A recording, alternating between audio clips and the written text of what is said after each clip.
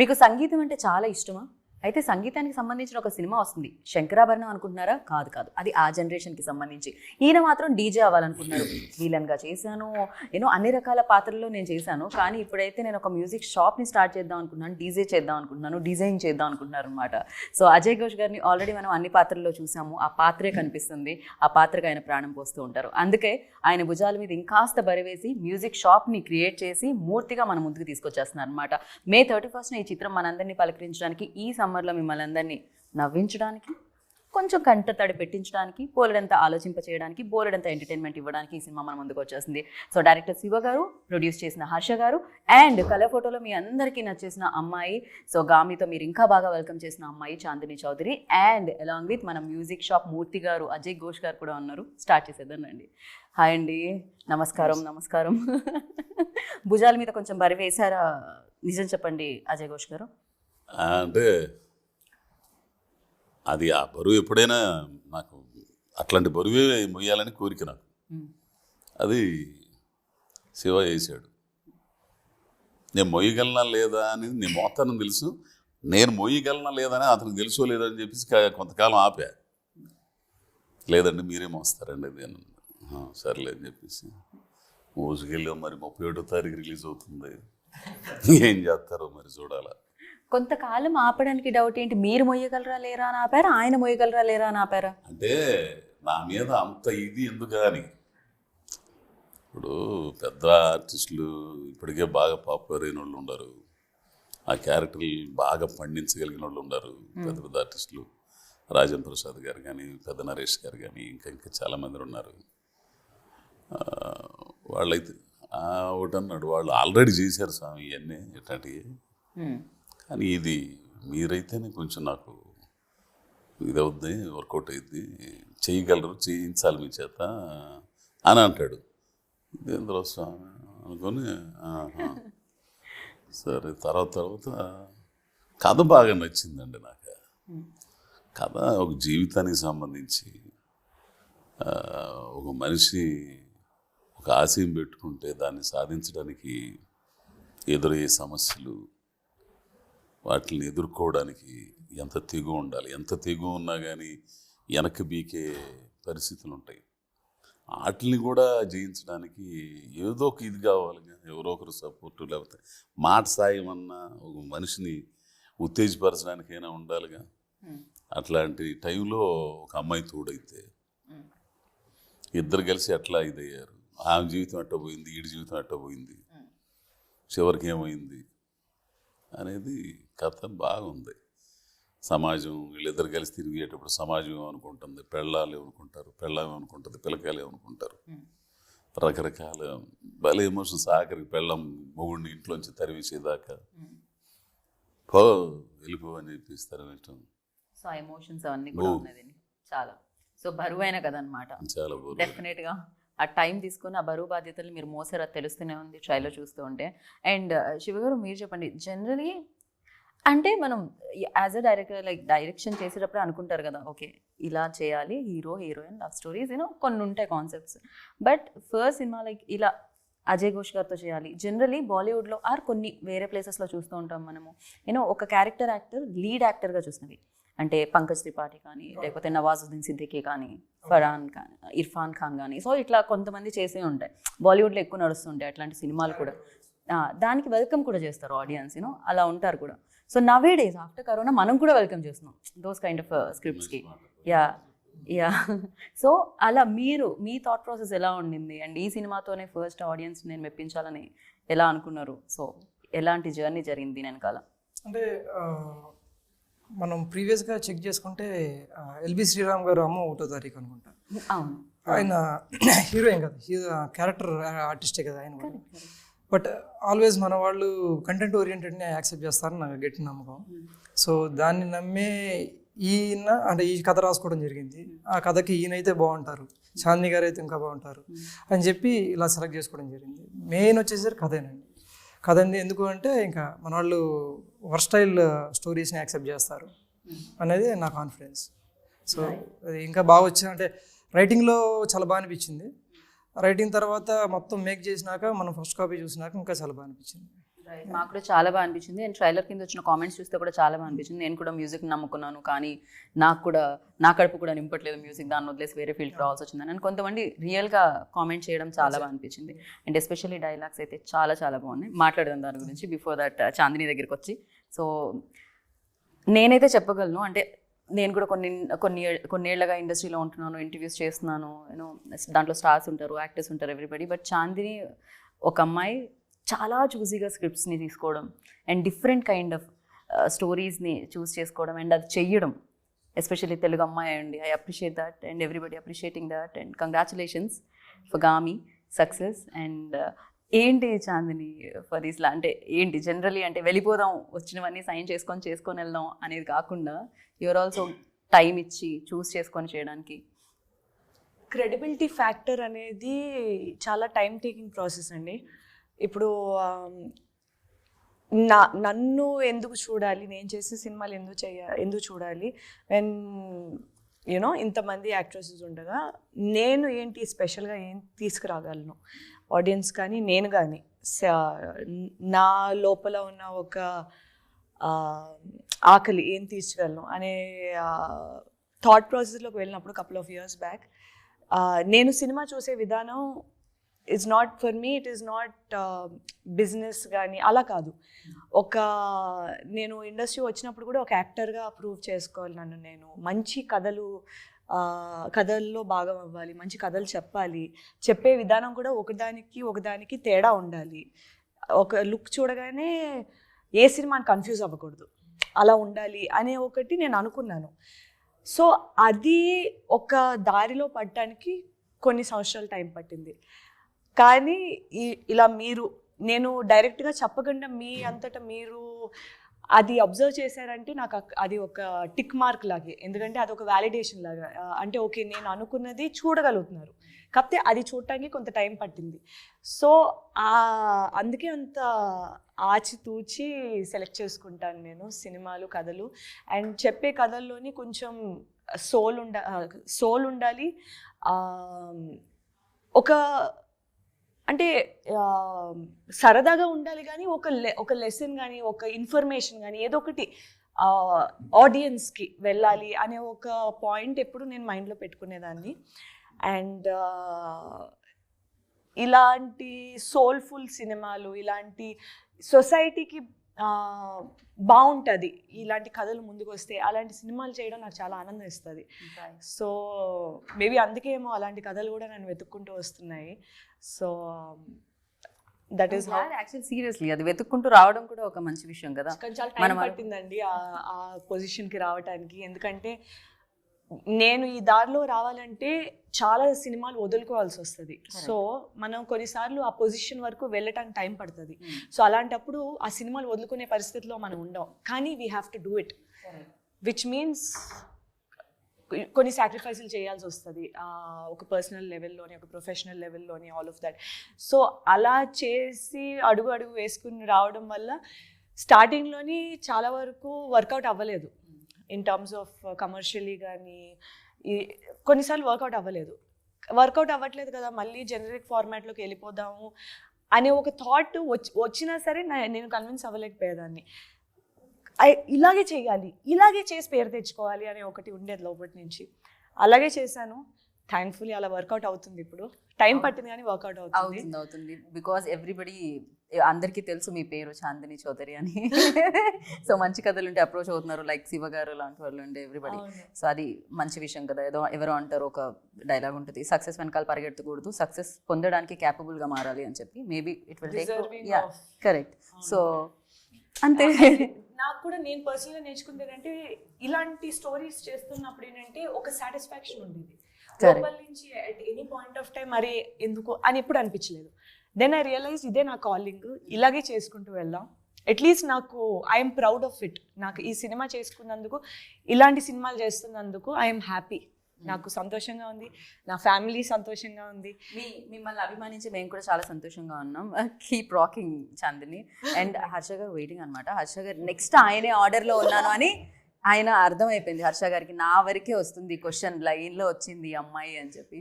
హర్ష గారు, you tell, like first Shiva గారు script తీసుకొచ్చినప్పుడు మీ దగ్గరికి, ఎస్పెషల్లీ దీంట్లో ఉన్న యూఎస్బీ ఏంటి అంటే, కళ నెరవేర్చుకోవడానికి వయసుతో సంబంధం లేదు. అది 30 అయినా 50 అయినా అవ్వచ్చు, నెరవేర్చుకోవాలి అంతే. అది అజయ్ ఘోష్ గారు ప్లే చేస్తున్నారు. ఎంతోమంది బయట ఉండుంటారు నిజంగానే ఫ్యామిలీ కోసం సాక్రిఫైస్ చేసి బయటకు రాకుండా వాళ్ళ కళల్ని అక్కడే తొక్కేసి అవ్వకపోయి ఉండొచ్చు, అంత టైం వెళ్ళిపోయి ఉండొచ్చు ఒక ఫ్లోలో. బట్ ఈ స్టోరీ అలాంటి వాళ్ళందరికీ డెడికేటెడ్గా ఉంటుంది. డెఫినెట్గా ట్రైలర్ చూస్తే నాకు అర్థమైంది. ఫర్ యూ లైక్ ఎలాంటి ఎమోషనల్ బాండ్ క్రియేట్ అయింది when he narrated story to you?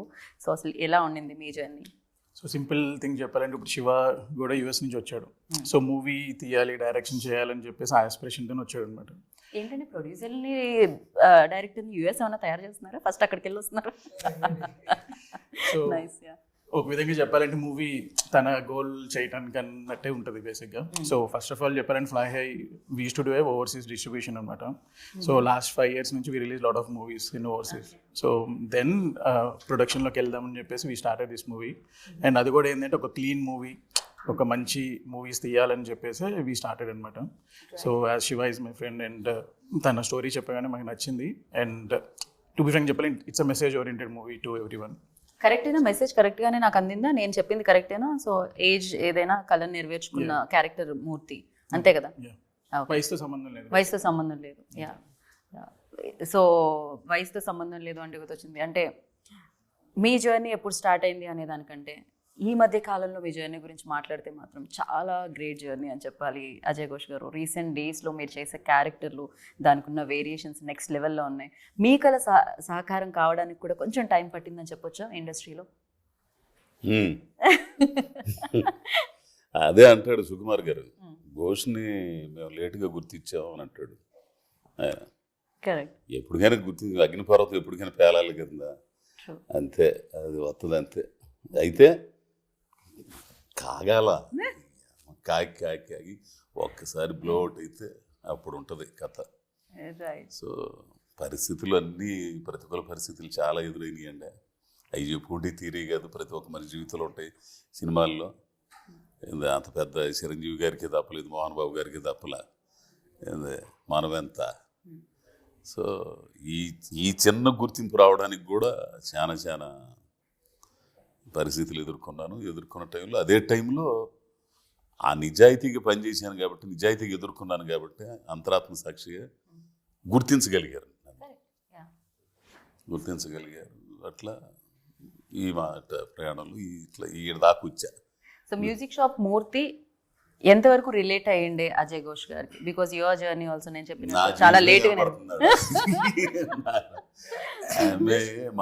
నా పెళ్ళాం చూస్తా సాంబలక్ష్మి ప్రివ్యూ చేసి అందరూ ఆర్టిస్టులు అందరికి వేసాడు ఆయన రామానాయుడులో. ఆమెను ఊరి నుంచి పిలిపించి కూర్చోతుంటే ఏడుతుంది. ఏందమ్మా ఏడుతున్నావు అంటే, అంత మందే కదా అయ్యాడు అంతా అని అంటుంది. మందే కనపడుతుంది అయ్యా నాకు ఆనంది. వెళ్ళే బాగుంది. మనం కూడా అంటుంది జనం, మా అజయ్ గడి వీళ్ళందరూ జనం చూస్తారంట. ఏంద్రా చూసేదే, బ్రహ్మాండం కొట్టే సినిమా, బ్రహ్మాండం కొట్టది అసలు అనింది అన్నమాట. అసలు అంటే కొన్ని ప్రతి ఒక్కరి జీవితంలో ఉంటాయండి. ప్రతి ఒక్కరి జీవితంలో కష్టాలు లేకుండా ఉండదు కదా. అంతే కదా. కానీ గోల్ పెట్టుకున్నప్పుడు తప్పదు, ఇక ఎదుర్కోక తప్పదు. మధ్యలో జారిపోతే వేస్ట్గా, అంతే కదా. దాంట్లో చచ్చిపోయిన పర్లేదు కానీ. అందుకే మా సాంప్లక్ష్మి మాట ఉంది, నా వల్ల కావట్లేదమ్మా, చాలా ఇబ్బందిగా ఉంటుందంటేను, ఇవి పోకుండానే ఉండాలా, పొయ్యవు తేల్చుకోనరా, నేను ఎడ పిల్లకాయలను చూసుకుంటా, నేను పనులకి వెళ్తా అని ఆమె చాలాకి అనే పనులకి వెళ్ళిపోయేది ఆమె. సో అట్లా ప్రోత్సహించే వాళ్ళు కూడా ఉండాలి, బలంగా రావాలిగా. ఏంది వాడు చేసేది ఏం బిగుతున్నాను రా, నువ్వు వచ్చేసేయడు కానీ అందనుకో, నేను అయిపోయినట్టే ఇక కథం. ఎంత గొంతున్నా, ఎంత టాలెంట్ ఉన్నా, ఏమన్నా కానీ ఇక అక్కడే గాలి పాటలు పాడుకుంటా, గాలిలాగా వ్యవహారాలు చేసుకుంటా, ఆడే నాటకాలు వేసుకుంటా, ఆడే ఇది చేసుకుంటా, అబ్బా ఒకప్పుడు ఇది అది అని అనుకుంటే ఇవన్నీ చెప్పుకుంటూ ఉండాలి ఇక్కడ, అంతే. సో నాటకాల బ్యాక్ డ్రాప్ నుంచి వచ్చారు అంటే నాటకాలు కాదు కానీ నాకు కమ్యూనిస్ట్ బ్యాక్ డ్రాప్ బాగుండింది. జనసాహితీ, ప్రజానాట్య మండలి, అంటే దాంట్లో పాటలు కూడా ఉండేవి. పాటలు ఉండేవి. అంటే మెయిన్గా నా వాయిస్కి తగ్గట్టు స్ట్రీట్ ప్లేలు, నాటికలు ఇవన్నీ అవి వేరుగా ఉంటాయి కదా, జనాన్ని చైతన్యవంతం చేసే వాయిస్ ఉంటుంది కాబట్టి నేను జనాన్ని మాట్లాడడం కానీ ఇవన్నీ కానీ బాగా చేసేవాడిని. అప్పటి నుంచి నాకు ఒక అవగాహన ఉండేది సినిమా పట్ల.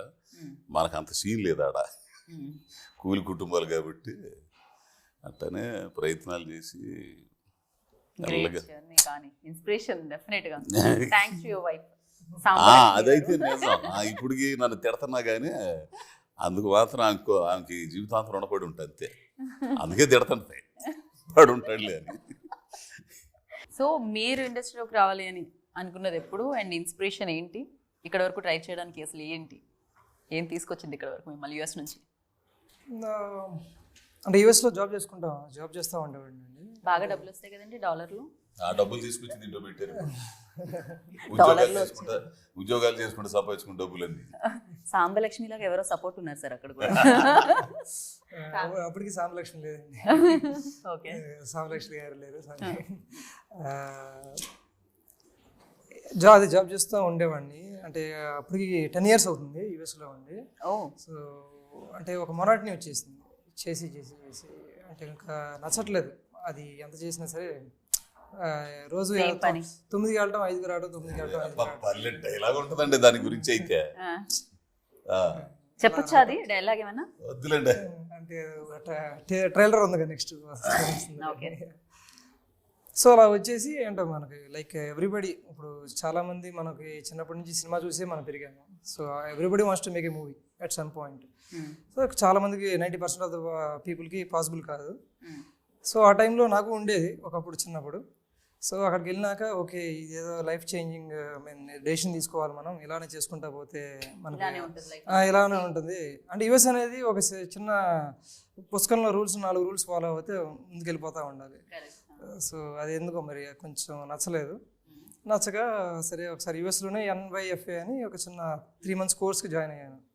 అసలు నేను ఏంటి నిజమేనా లేకపోతే ఇది జస్ట్ ఒక చిన్న అందరికి వస్తుంది కదా ఒక హీట్ ఆఫ్ ద మూమెంట్లో ఒక ఐడియాస్ చెక్ చేసుకుందామని వెళ్ళాను. అక్కడ 3 షార్ట్ ఫిల్మ్ చేశాను చిన్న చిన్నవి.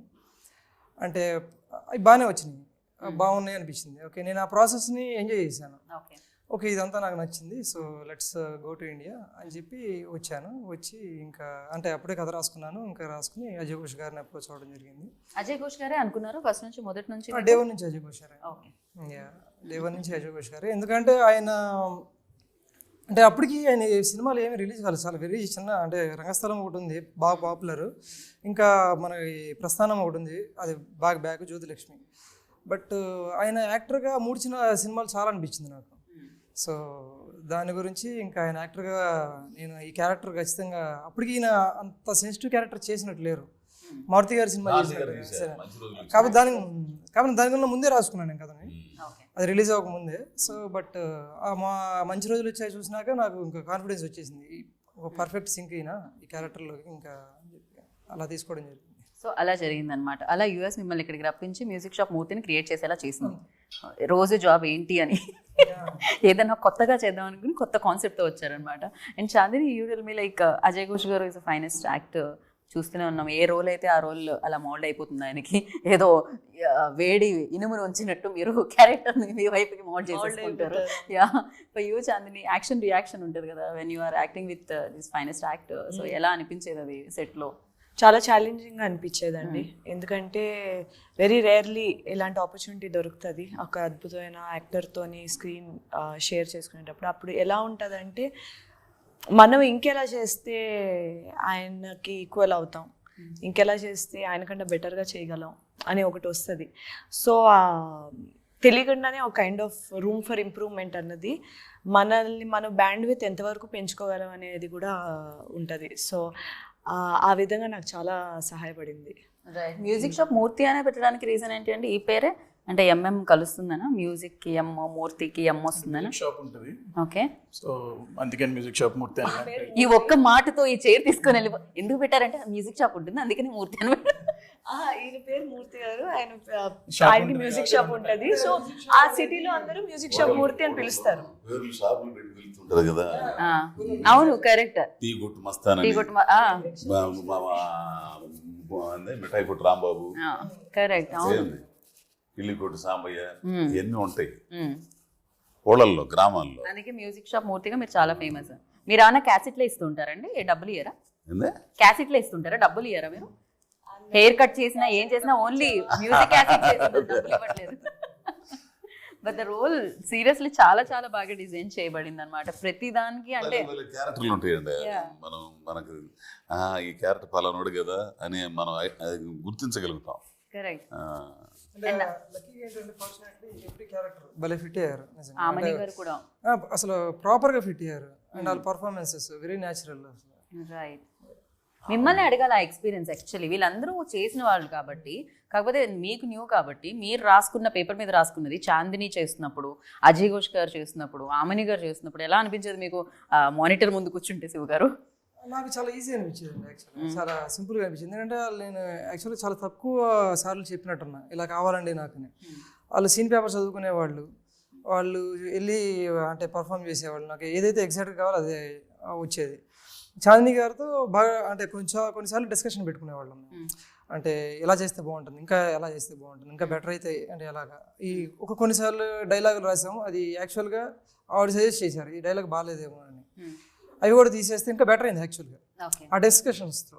సో అది చాలా హెల్ప్ అవుతుంది. ఇంకా అజయ్ గారి విషయానికి వచ్చేసరికి ఆయన ఇంకా ఎలా చెప్పాలి, ఒక సీన్ ఉందండి. ఆ సీన్ ఏంటంటే అది ఎమోషనల్ సీన్. అది యాక్చువల్గా ఆయన చదివినప్పుడు కామికల్గా చదివారు. అక్కడికి వెళ్ళి పర్ఫామ్ చేస్తుంటే సార్ ఇది కాదు సార్ అంటే టక్కును మేము స్విచ్ అయిపోయింది. అది నేను పక్కకి వెళ్ళి మళ్ళీ 3 చేంజ్ చేసుకో ఇవన్నీ ఏం లేదు. సరే మళ్ళీ టేక్ తీసుకున్నా అయిపోయింది ఫట్ అంతే. మళ్ళీ అది పర్ఫెక్ట్ టేక్, 1 టేక్ అంతే, సింగిల్ టేక్ లేదు. ఇందాకే అన్నారుగా అగ్నిగుండం పగిలితే ఎలా ఉంటుంది. పాయింట్ ఏంటంటే బేసిక్గా అలాంటి స్ట్రగుల్స్ ఉంటాయి చూసారా, ఆ స్ట్రగుల్స్ ఏంటంటే మనిషిని బెటర్ చేస్తాయి, చాలా బెటర్ చేస్తాయి. అంటే ఆ స్ట్రగుల్స్ లేకపోతే యాక్చువల్గా మనిషి ఇంకా అంటే వెనక ఉంటాడేమో అనుకుంటాను. ఆ స్ట్రగుల్స్ వల్ల ఇంకా బెటర్ అవుతారు మనుషులు. ప్రాబబ్లీ ఆ టైంలో చాలా డిఫికల్ట్ అనిపించింది. ఆ పే ఆఫ్స్ అని తర్వాత లేటర్ ఉంటాయి. అంతే కదా, అందుకే కదా రాయి బండరాయిని కూడా చెక్కితే శిల్పంగా మారుతుంది అంటుంటారు. సో యా హర్ష గారు చాలా లిమిటెడ్గా మాట్లాడుతున్నారు. బడ్జెట్ అయితే బాగానే పెట్టారు, లిమిట్స్ లేకుండా ఎంత కావాలో అంత. సో డిస్ట్రిబ్యూటర్గా ఉన్నప్పుడు ఛాలెంజెస్ ఏంటి, అండ్ ప్రొడ్యూసర్ అయిన తర్వాత ఛాలెంజెస్ ఏంటి? ఎందుకంటే May 31st మీరు యాజ్ అ ప్రొడ్యూసర్గా లాంచ్ అవబోతున్నారు. సో ఫర్ యూ ఎలాంటి ఛాలెంజెస్ ఉండే ఈ ఫిలింకి? ఈ ఫిలింకి ఛాలెంజెస్ ఏంటారు? ఈ ఫిలిం ఎందుకంటే ఇదే ఇంటర్వ్యూ కాబట్టి నెక్స్ట్ ఫిలింకి నెక్స్ట్ ఇంటర్వ్యూలో. సో ఆల్రెడీ అయితే డిస్ట్రిబ్యూషన్ మాట్లాడేసాం ఒకరితోటి. సో వాళ్ళు హెల్ప్ చేస్తున్నారు. పేరు రివీల్ చేయను, వదిలేండి, మనం తర్వాత చేసుకుందాం. సో ఎట్లాగో with in a week or 2 announce చేస్తాం అంతా. So he's like good friend of me and ఆయన మూవీస్ కూడా నేను ఓవర్సీస్లో రిలీజ్ చేశాను. And he's one of the distributor అనమాట ఇక్కడ. సో ఆయన త్రూ డిస్ట్రిబ్యూట్ చేస్తాం. సో ప్రొడ్యూసర్గా ఎక్స్పీరియన్స్ ఎలా ఇచ్చింది ఫిలిం, అండ్ ఎవరితో ఇబ్బంది అయింది?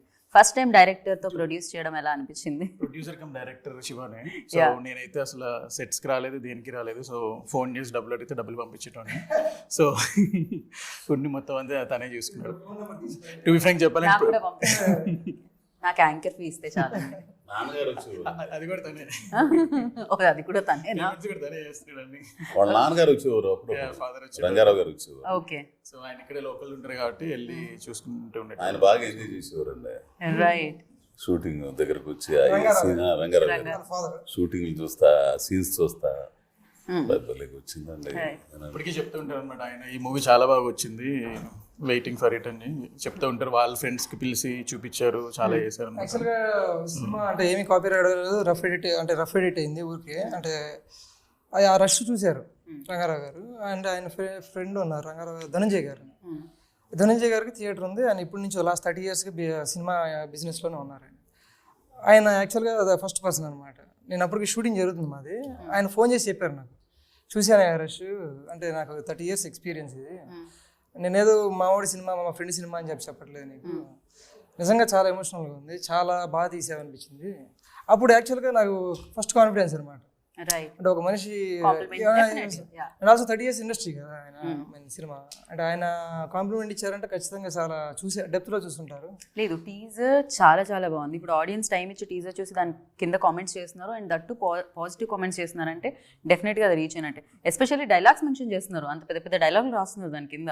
ఎస్పెషల్లీ మూర్తికి 30 ఏళ్ళు ఏం సాధించా అంటే దానికి ఇప్పుడు 50 ఏళ్ళు, నాకు ఇప్పుడు 30 నుంచి 50కి వచ్చాను అని చెప్పిన ఆ డైలాగ్ ఒకటి, సంపాదించేవన్నీ ఆస్తులే కాదు కొన్ని జ్ఞాపకాలు కూడా అన్న ఆ డైలాగ్ ఒకటి. అంటే ఇట్స్ లైక్ జనాలు దాన్ని గుర్తుపెట్టుకొని దాన్ని మళ్ళీ కామెంట్గా టైప్ చేసి పెడుతున్నారంటే డెఫినెట్లీ దాని బ్యూటీ ఏంటంటే it's not just about dialogue, అది చెప్పే వాళ్ళు ఎవరు, అలా ఎలా చెప్పారు, అండ్ ఆల్సో ఇప్పుడు కెమెరా ఎవరు పెట్టారు, ఫ్రేమ్ ఎలా ఉంది, అన్నీ అంటే లైటింగ్ వెనకాల శ్రీనివాస్ గారు, వెనకాల మ్యూజిక్ పవన్, అండ్ ఇప్పుడు ఆ షాట్ తీసుకోవడానికి డెసిషన్ ఎవరు ఎడిటర్, ఇంతమంది హార్డ్ వర్క్ వెనకాల ఉంటుంది.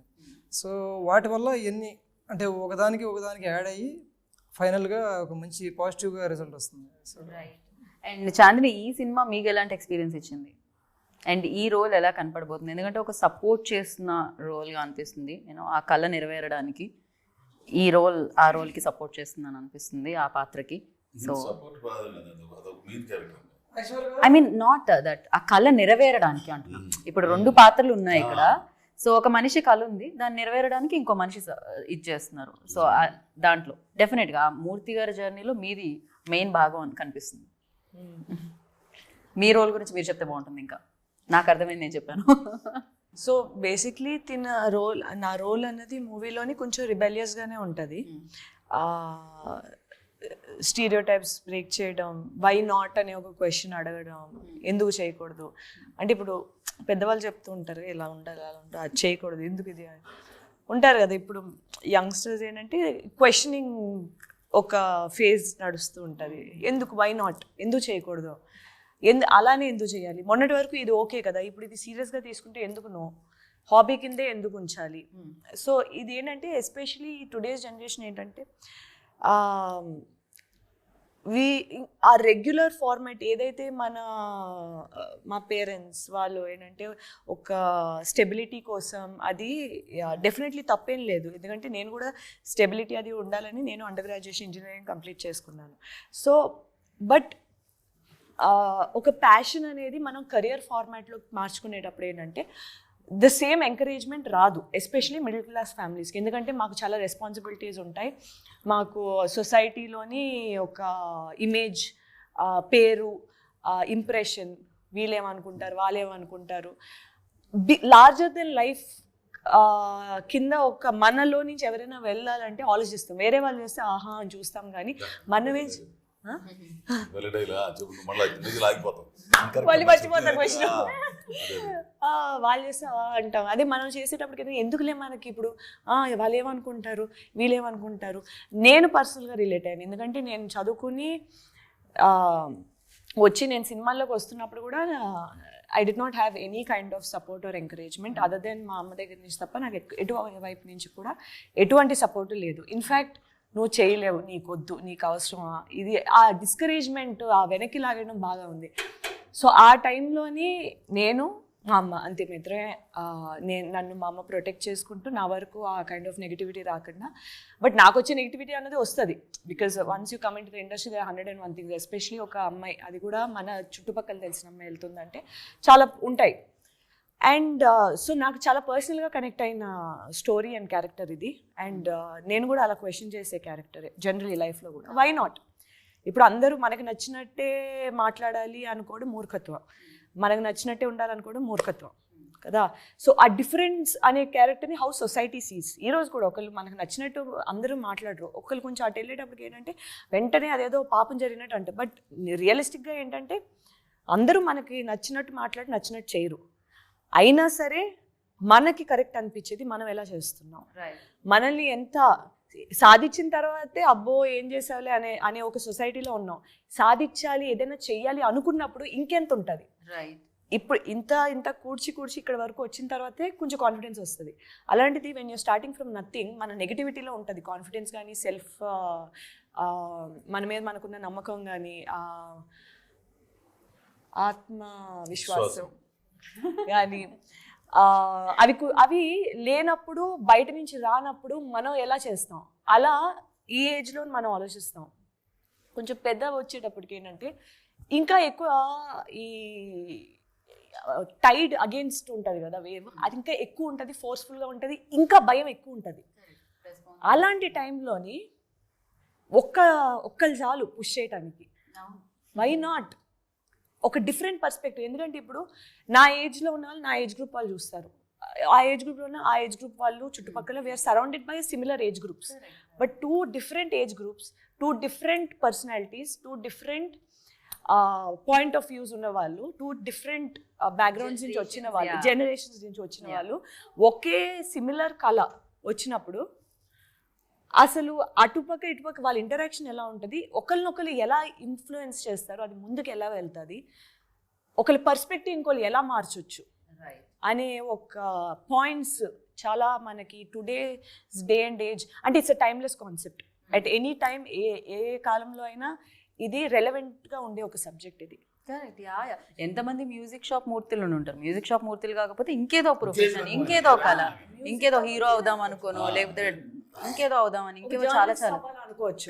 ఎందుకు అది అంటారు. రైట్. లేదా ఒక ఫర్ ఎగ్జాంపుల్ ఇంజనీర్ అవుతా అనుకో, లైక్ ఒక నేను మెకానికల్ ఇంజనీరింగ్ చేశాను. నేను చేసినప్పుడు అందరూ మెకానికల్ ఎందుకు నీకు శుభ్రంగా కంప్యూటర్స్ ఎలక్ట్రికల్ అందరు అబ్బాయిలే ఉంటారు. నిజంగా 92 అబ్బాయిలు ఉండేవారు, ఒక్కదాన్ని ఉండేదాన్ని. అందుకే అనుకుంటే నా పర్సనాలిటీ ఇలా అయిపోయింది, మొరటి పర్సనాలిటీ అయిపోయింది. నిజంగా 4 అనిపిస్తుంది 4 సంవత్సరాలు చుట్టూ అబ్బాయిలే ఉంటారు, వాళ్ళతో సమానంగా చేయాలి, వాళ్ళతో పోటీ పడి చేయాలి. ప్రొఫెసర్స్ కూడా చూసే విధానం డిఫరెంట్గా ఉంటుంది. అయినా కొంతమంది మంచి చూస్తే కొంతమంది చెడుగా చూస్తారు. మేబీ అక్కడి నుంచి ఇక్కడికి వచ్చిన తర్వాత ఇది కూడా ఇక్కడ కూడా అలాగే ఉంటుంది. సో ఆ హోల్ సెట్ బ్యాక్స్, ఆ వెనక్కి ఆ డిసడ్వాంటేజెస్ ఎక్కువ ఉన్నప్పుడు how are you going to make it? అలాంటి పాయింట్స్ డీల్ చేస్తుంది ఈ సినిమా. Very nice. సీరియస్లీ చాలా చాలా మంచి కాన్సెప్ట్. యాక్చువల్లీ చాలా మంది రిలేట్ అవుతూ ఉంటారు అనమాట. రేపు సినిమా 31st May చూసినప్పుడు ఎంతమంది మూర్తులు రిలేట్ అవుతారా అని చెప్పి వెయిట్ చేస్తున్నాం ఉన్నాం. ఎస్పెషల్లీ అంటే కళ అనేది కలగనడం ఆగిపోకూడదు ఎప్పటికీ. ఏజ్ అనేది దానికి ఒక లిమిట్ కాదు. సో అందుకని మనం చూస్తాం బిగ్గెస్ట్ KFC లాంటి సక్సెస్ఫుల్ ఆ ఏజ్లో when retired 58 he started his company now. See ఎక్కడుందో ఇలా వారెన్ బుఫే ఆయన ఇంతమంది ఇన్స్పిరేషన్ అయితే ఉండింది. అండ్ మీరు చెప్పండి, మీకు మూర్తి గారు ఇచ్చిన ఇన్స్పిరేషన్ ఏంది? అజయ్ ఘోష్ గారి స్టోరీనే ఆల్మోస్ట్, బట్ మీ స్టోరీనే, బట్ మూర్తి గారిలో మీకు నచ్చింది ఏంటి? నాకైతే ఈ లుక్ నచ్చింది, ఆ డీజే లుక్ నచ్చింది నాకు.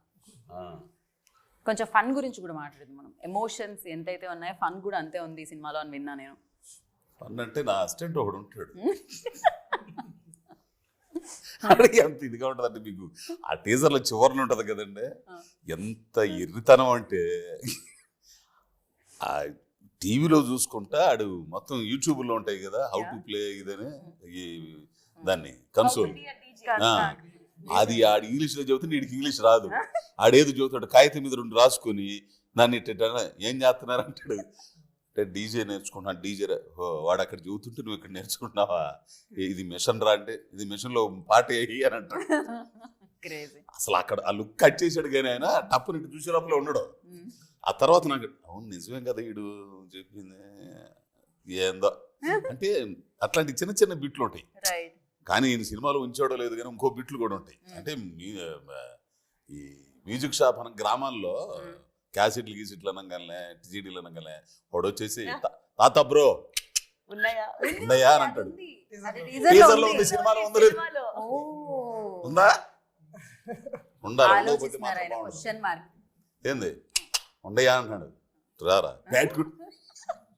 ఇది మ్యూజిక్ షాప్ మూర్తిరా. బాగుంది, టీజర్ లో ఉంది యాక్చువల్లీ.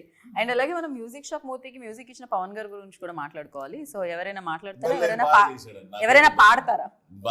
కాలభైరవ పాడిన పాట లేదా మనకు రాదు కానీ నాకైతే రాదు. భలే చేశాడు, బాగా గుట్టాడు పిల్లలు. చాందినిలో సింగర్ ఉన్నారు కదా, ఈ మధ్య కాలంలో చంపేసి తొక్కేసిండేనా? Okay. But yeah cinematography Srinivas గారు కానీ అండ్ మ్యూజిక్ పవన్ కానీ అమేజింగ్గా చేశారని చెప్పాలి. వాళ్ళ 100% ఇచ్చారు.